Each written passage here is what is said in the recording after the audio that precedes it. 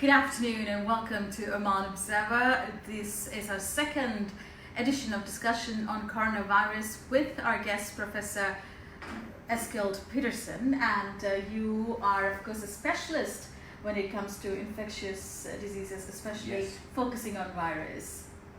You know, interestingly enough, the first time we met Dr. Petersen, he said things would change because that's the nature of virus.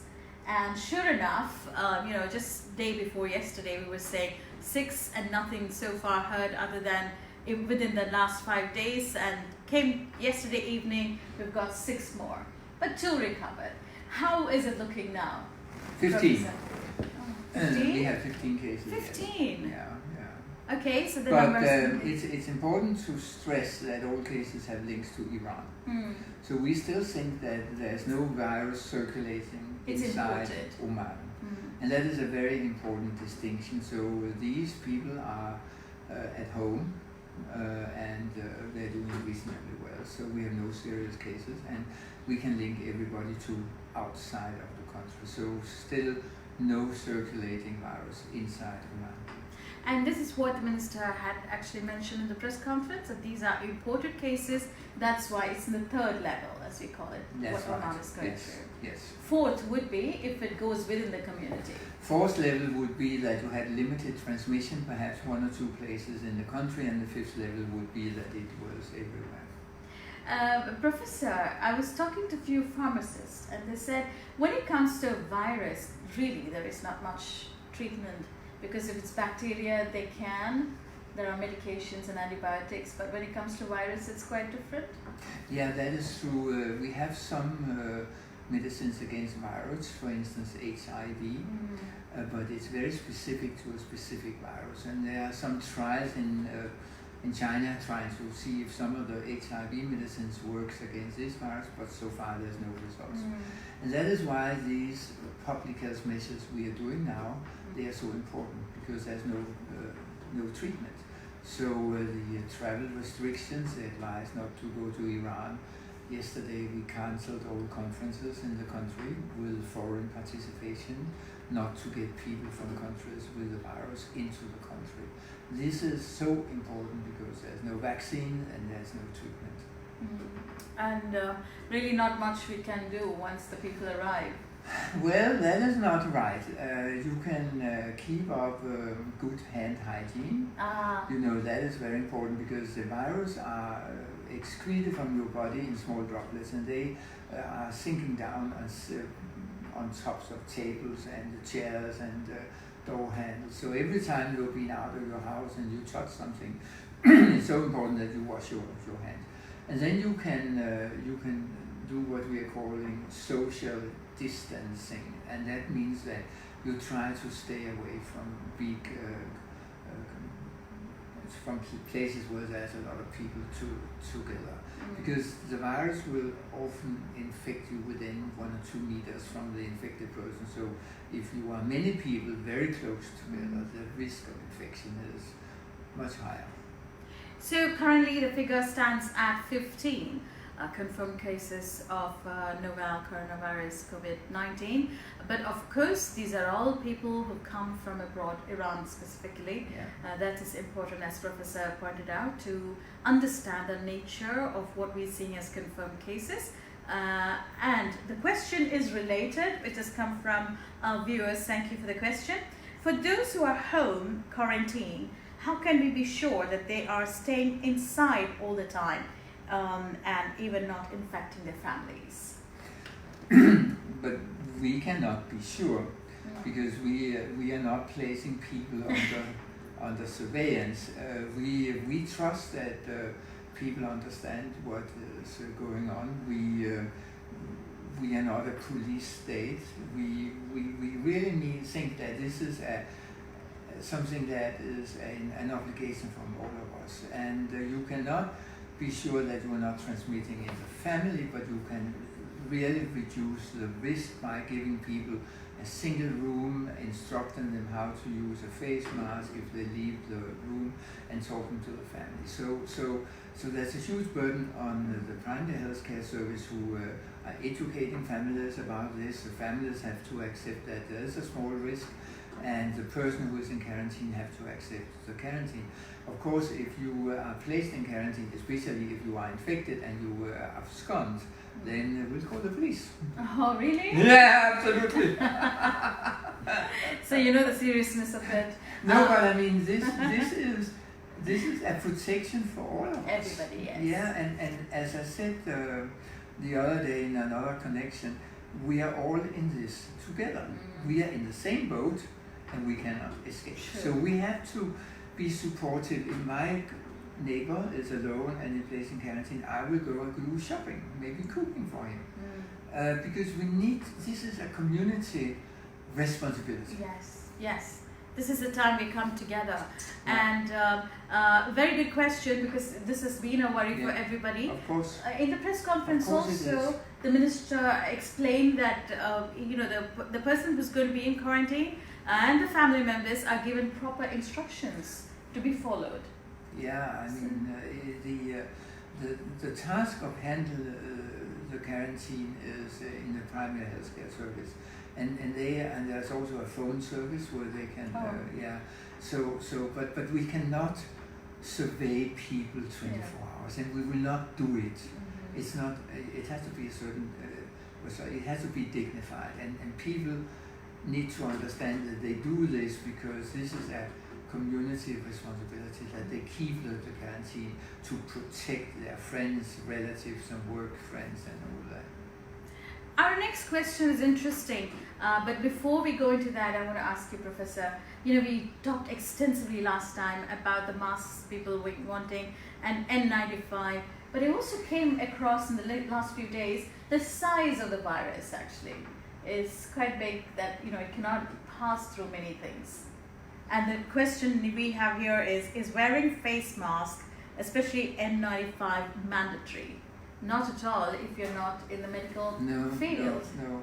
The N95 prevent the virus from entering your body, and that is a much tighter mask compared to the surgical mask. The N95 is something we use in the hospitals to protect healthcare workers. It's not something that we would ever recommend out in the community. In fact, we looked at the use of face mask, and it is not generally recommended. Hand hygiene is probably much more important, because if you're not used to wearing a face mask and you wear a face mask, you will be adjusting it all the time, and that means your hands will come in contact with your face. So overall, looking back to everything that is written about face masks from the influenza pandemic, overall organs like the WHO think that it's more risky to wear a face mask than not to wear, because you are much more likely to touch your face with your hand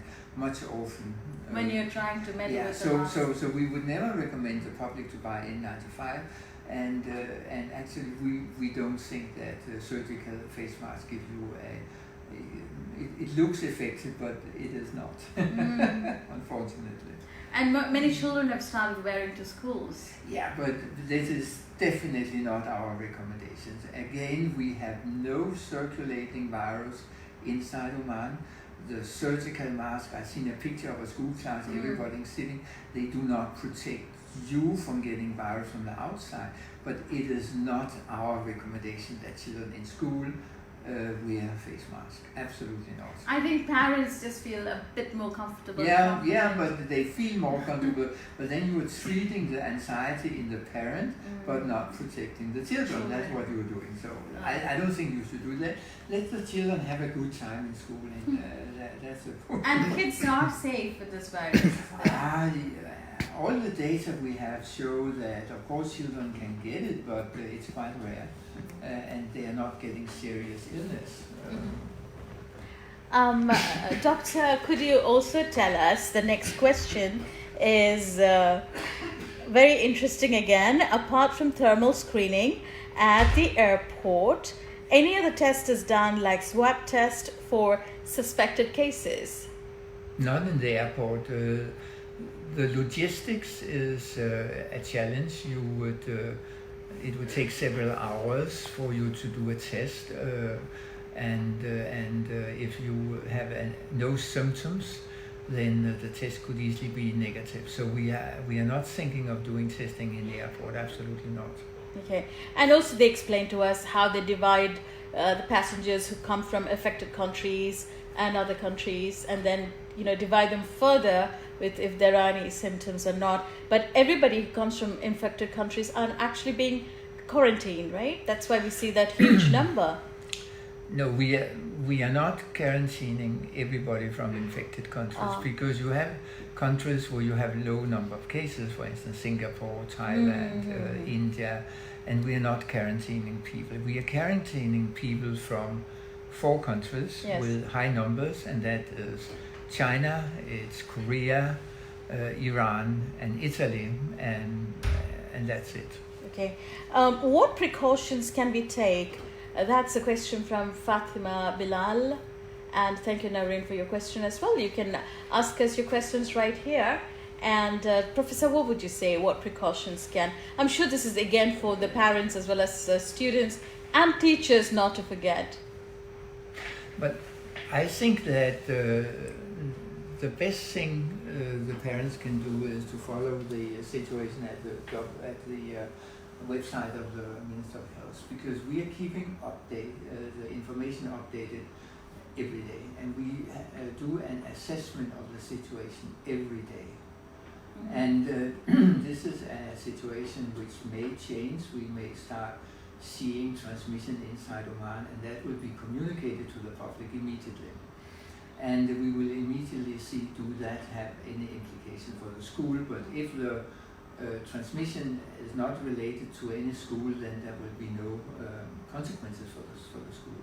So the Minister of Health is keeping a very open information policy, and everything we know, everything that is being decided is immediately communicated through the website, and I think that's very important. And through social media and through the absolutely channels. Yeah, sure, absolutely. There's really an ambition to be open about it, because this is the only way of getting acceptance from the public is that we tell the truth, and we do that. Now, there were a lot of questions about schools. I mean, should they stay open or not? And you were saying, Professor, it's there's nothing wrong in the schools being open right now, because there's nothing to worry about in that regard. Yeah. And there are some measures that are being given or being not for the time being, not for the time being, because we have no transmission in Oman, so we cannot recommend anything that business as usual. Okay, we're coming to you live from Ministry of Health, and our guest is Professor Petersen, and he's a specialist in infectious diseases, especially virus. Are we expecting more cases in Oman is one of the questions. Before that, Nareen Safwan is 14 days quarantine enough, because we heard that the virus can live inside for 27 days. We're hearing a lot of those stories. And sometimes they say that you're kind of cured, but it comes back again. Is that true? To take the first question first, I think absolutely 14 days is enough. There's quite a lot of data now on the incubation, and it's in general it's 5 to 7 days. Okay. And the maximum I have seen in the literature is 12 days. So 14 days is 2 days more than the maximum we know from scientific studies. So 14 days is enough. No doubt about it. Yes, there has been some reports about people who have excreted virus weeks after they apparently recovered. But it's important to realize that these tests that we are using, they're not testing live virus. They are testing genetic material. So even if the test is positive, you don't know if it's a live virus. Oh, so does that stay with you for the rest of your life? Yeah, it can be, and that is actually something we also experienced during the influenza pandemic. Also, if you look at the number of virus, the test is very sensitive, so we detect very low number of virus. So even if the virus was alive, the very low number means that the person is probably not infected, or if it's the person is infected is to a very low degree. So I would simply say, yes, we have detected genetic material, but nobody knows if it really means anything. But in the big picture, it's probably not important. Inactive, probably. It's either inactive or it's a very low number where when you are really infectious, and in the beginning of the illness where you are excreting millions of virus. That's the first 24 to 48 hours after you feel sick. That's where you are really passing on the infection to others. If you have a very low level of virus, then you will most probably, even if it's alive, not pass it on to others. But will it affect us having it with us? No. No. Because then if you we have microbes in our stomach and God knows what. No, but I mean, if you are recovered, your immune system won the battle. Ah. So you are on top of the situation. So you're immune to it. Yeah, then you are immune. Mm. Yeah. Anyway, that's what vaccinations do. Yeah, it is. Yeah. Exactly. Okay, this is interesting. Yeah. Because he is expert on virus, all those questions are very, very important to be asked to him. When you said it's the first 2-3 days when you're producing millions of them, when you're infective and dangerous for others as well. At that time, it's incubation period? Or no, the incubation period is a period from the virus enters your body until you get symptoms. That's the incubation period. And that is sometimes down to 3 days, in average 5 to 7 days, and it can in rare instances go up to 12 days. So I still think that the 14 days gives us a good security. But I also heard that some people look perfectly fine, but they're actually carrying the virus. Yeah, how do we know even to detect them then? We don't. Oh. We don't.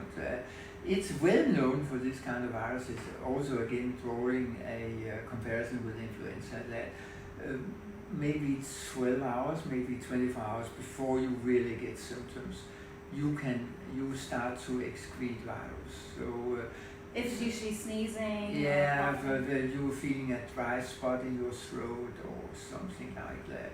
And then the next day or you have that in the morning, and then in the evening you can feel I'm not really feeling well. And at that time you're also excreting out. But we cannot test people who do not have symptoms. And that is also why the quarantine is important, because if people are coming home from Iran, they're completely asymptomatic. We make sure that they have few contacts to other people when they start getting sick. That's why the quarantine is so important, because we try to catch people before they are sick, before they can spread the virus.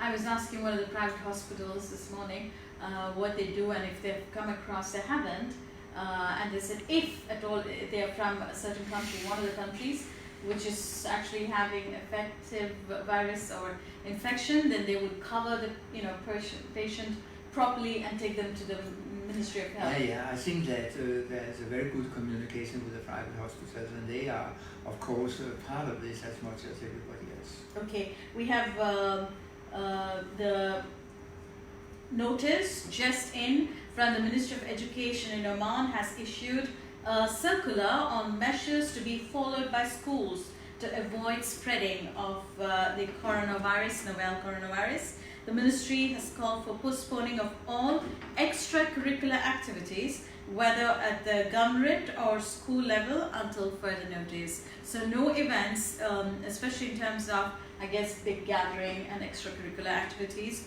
Schools shall activate campaigns that include a segment in the morning assembly for tips on preventive measures to be followed or reduce the spread of infectious diseases. That is very interesting. So, Professor, could you actually enlighten us what, for example, schools could keep up in their assembly? We finalized the advice to the schools, I think it was this morning, and we're going to teach the pupils extra lessons in hand hygiene. That is the most important thing. So they get used, and they're also going to swipe the tabletops and so on. So we try to teach them that this hand hygiene is really very important.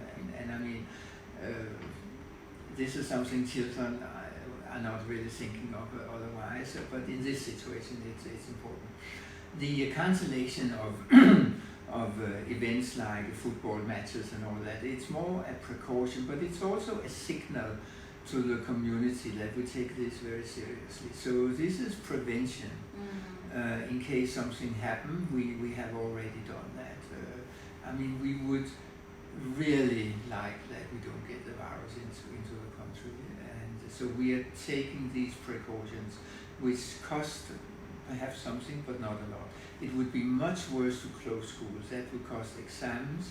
It would cost parents who need to stay home and take care of the pupils, and so we do everything we can to avoid closing schools. It has to be really necessary before we'll do it. And yes. And also, would this mean, as private individuals, families also should be taking measures like avoid gatherings, birthday parties? Yeah, that is a recommendation today, and that is a recommendation. It's not something you must do. For instance, if you have a wedding, you will probably have several hundred people there. Could you postpone it? Could you really have people saying, well, we perhaps have fewer guests and so on? This is not something we say you must do it, because still we have no transmission in the country, but just to alert people that this is perhaps a good idea and it may be really necessary in the coming weeks. But right now it's a recommendation that people can follow it, but they do not have to follow it. But it's something we will be considering in the future. It's something you need to consider whether you can do it. And don't forget that all conferences with participants from outside of Oman, they are now being cancelled. So if you have a wedding where you have guests coming from other Gulf countries or Iran and so on, they should definitely not go ahead. So this is why one of the questions from our viewers is, are we expecting more cases in Oman? I think it would be very stupid not to expect more cases, because you can see what happened in Italy. They went from almost, they had 3 imported cases the 31st of January, and as of yesterday they had 2,000 cases. We don't know. We are planning for the worst and hope for the best. But you know, it's very difficult to predict, especially about the future. So I would expect more cases, but I would really cross my fingers and hope that we are not getting it. And I think it's a good fact that we only have imported cases so far. But about 2,000 or more are in quarantine. No, I think it's about 1,200. So it's about, yes, there's a lot of people in quarantine, because you impose quarantine on all travelers arriving from Iran, and that is quite a lot, and also China. And that was done from I think the Iranian quarantine came in the 21st of February, and from China it was already from the 1st of February, something like that. So of course there's people, but it's people who are well and they are not ill. And again, it's a precaution for the society. Of course, these people is not pleasant, and there's not of things that they would have liked to do, but this is the price we pay, and we should be thankful for them, that they actually follow the rules and do the quarantine, because it's a security for the rest of us. So actually, we should really thank them for doing it. So if you're watching us right now and if you're in quarantine, we really thank you, because it requires a lot of patience. Absolutely, yes. We understand your sentiments. Not fun. It's not fun. It's not fun.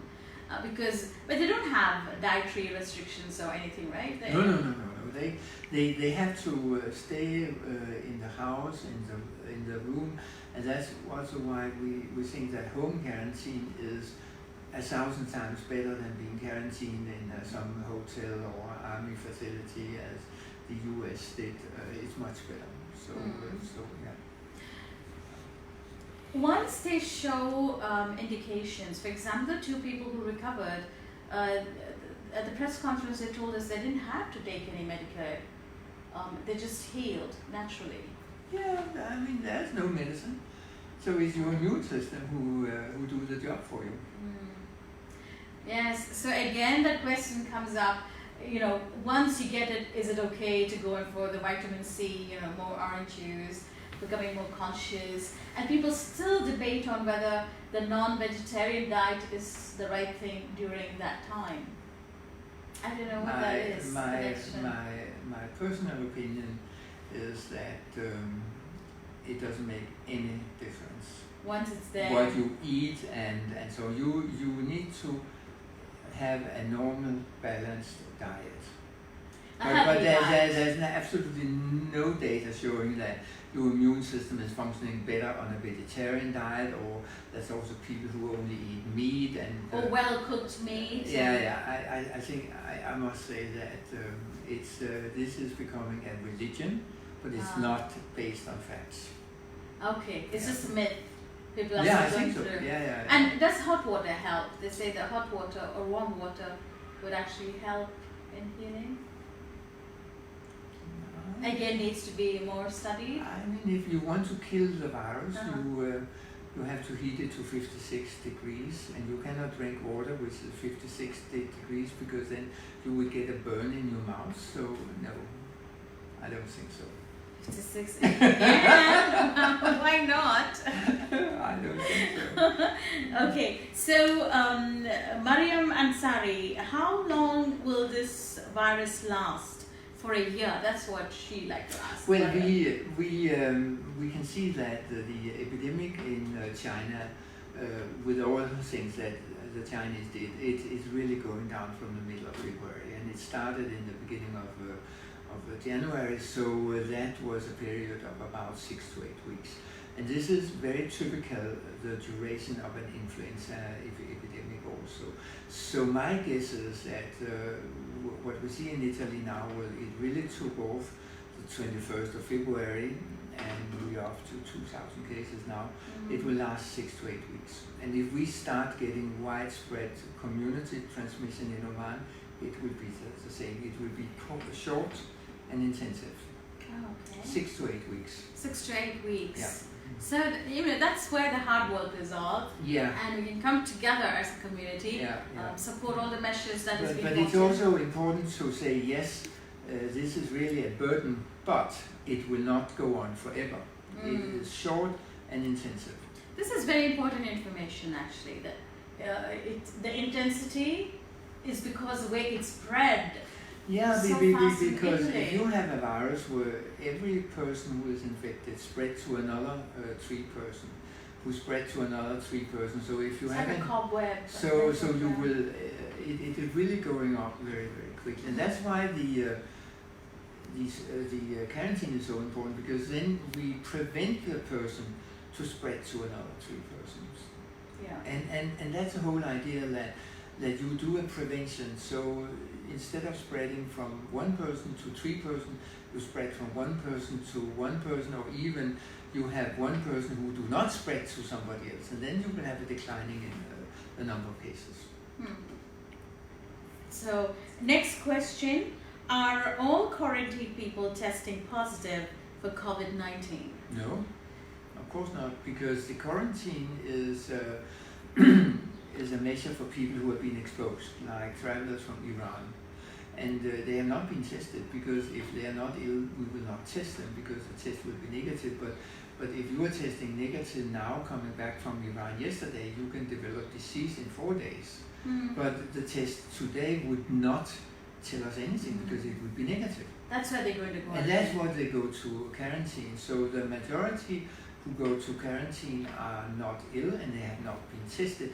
But they have been in a situation, like for instance coming from Iran, where they could have been infected. So the only one who have tested positive in Oman is the 15, which we have in home isolation. That's the only people testing positive. Okay. And the people who have been tested now, are they going to the hospital? No, because they are not really very sick. So they are being kept at home. Okay. So we are trying to. Because 80% of people, or perhaps even more, who get the infection, they are not very ill, and there's no reason to put them in hospital.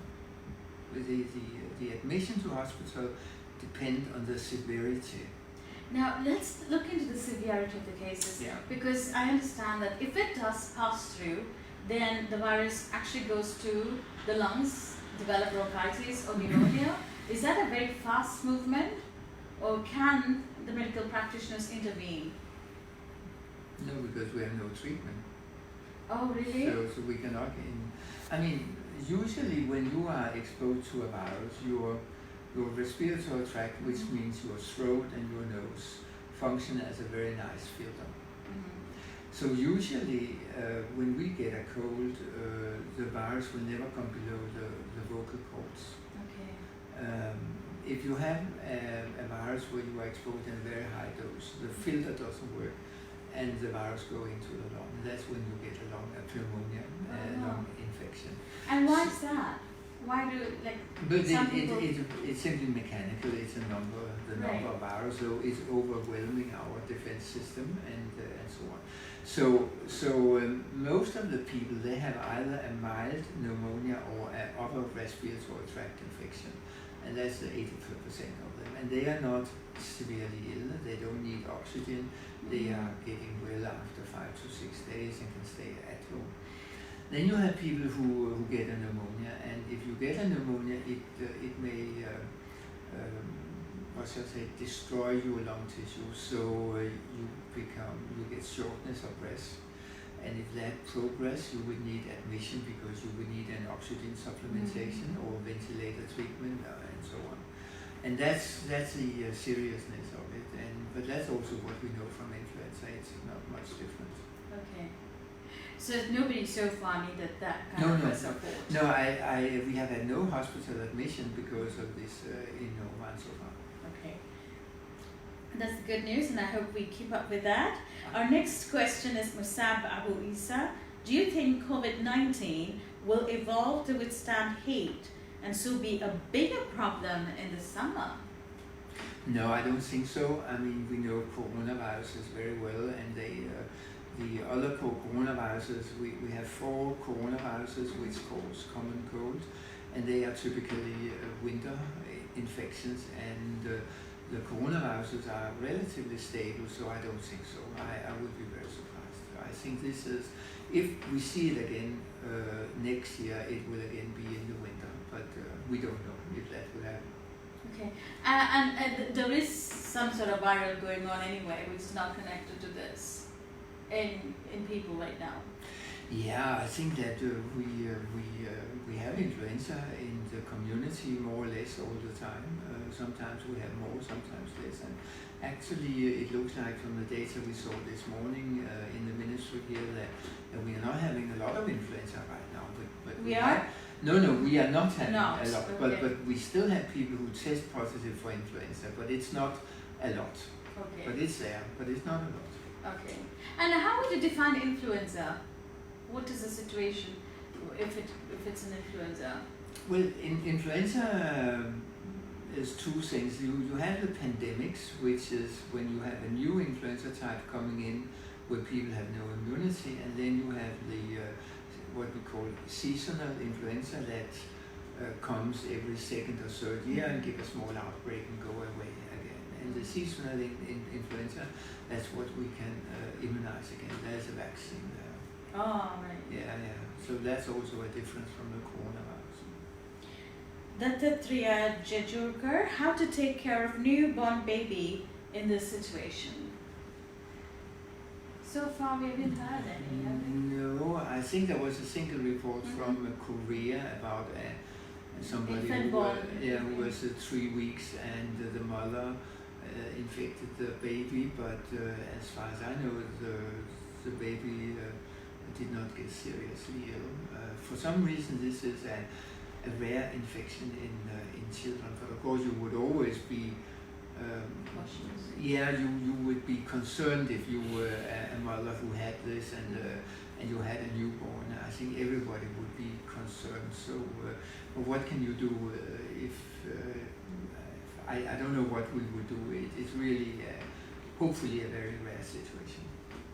So that's what we have to remember, that being a virus, really there's not much medically you can do other than treating the symptoms.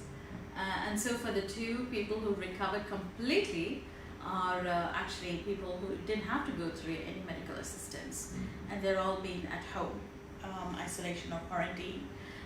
Finally, doctor, I mean, I hope you don't have any more questions. If you do, you can, because I know there's a meeting going on right now, so we can't keep doctor too long, but there's one more question that has come up. Anyone suffering from asthma or other lung diseases prone to develop complications? Yes, that is one of the concerns here, that everybody who has a chronic condition, heart condition, hypertension, diabetes, or chronic lung diseases, they have a higher risk of developing a more severe illness than others.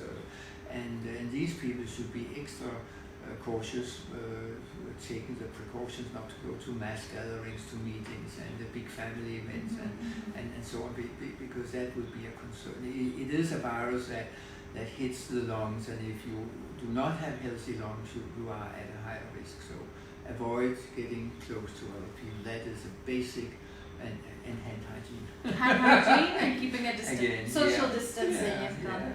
Okay, yeah. so that's two. And also, I heard that men tend to get more than women. Is there any truth to that?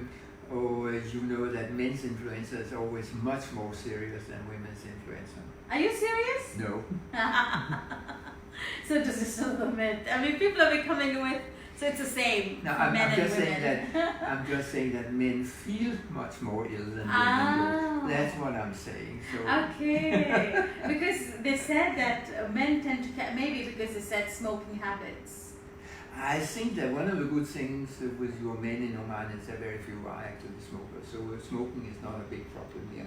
But again, smoking would be a problem because you get gradually lung damage over the years. So if you've been a heavy smoker for 40 years, you definitely have lungs which are not healthy, and that would give you an extra risk factor. But generally speaking, I think men and women get equal symptoms from influenza and COVID, but men feel much more ill. Yes. It's drastic, and the sky's falling down on them. And then final question, Professor. I first of all want to thank you with my colleague here and from Oman Observer for joining us again. But what I wanted to know was the size of this virus, novel coronavirus. They said it's bigger than the usual virus. Is it? I have no idea. Okay. I haven't checked that. I must say I've not been looking at the size of it, because for us it's not important. Okay, because they're saying about the filtration and things like that. No. That is the important thing for that is whether the virus is alone or in a droplet. Oh, really? If the virus is alone, it can stay in the air for hours. If it's in a droplet, it will sediment and stick on surfaces very quickly. And everybody, all the studies so far indicate that this is in droplets. If it was circulate, so it's airborne and so on, it's much more infectious than this virus is. So the actual size of the virus doesn't make any difference. It's a hand hygiene and distancing. Yeah, absolutely. And this also means wherever you're going out to the banks or other offices and meeting and coffee shops, restaurants, anywhere to keep this in mind.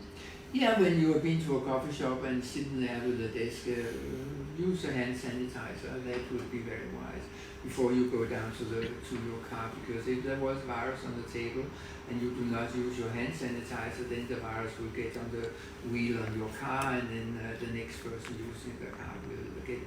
So the regular use of hand washing and hand sanitizer is really a key here. There's one more question just come in. Are people with autoimmune conditions at higher risk of catching novel coronavirus?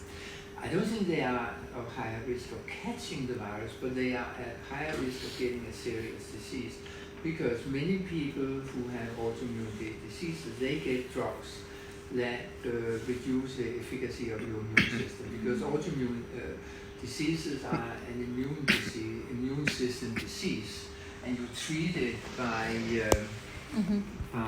switching off some parts of the immune system.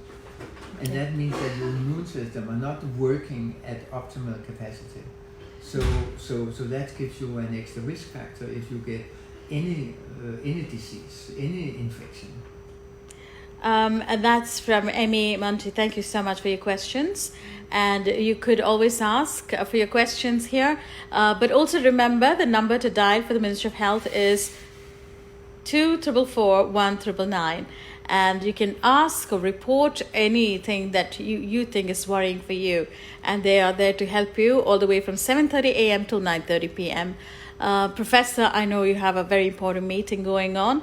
Ministry of Health officials have been going around the clock, actually, keeping track of the different governorates, would you say? Yeah, we are trying to keep on top of the situation. Okay. Well, I would say thank you so much for joining us. And hopefully we can catch up with you.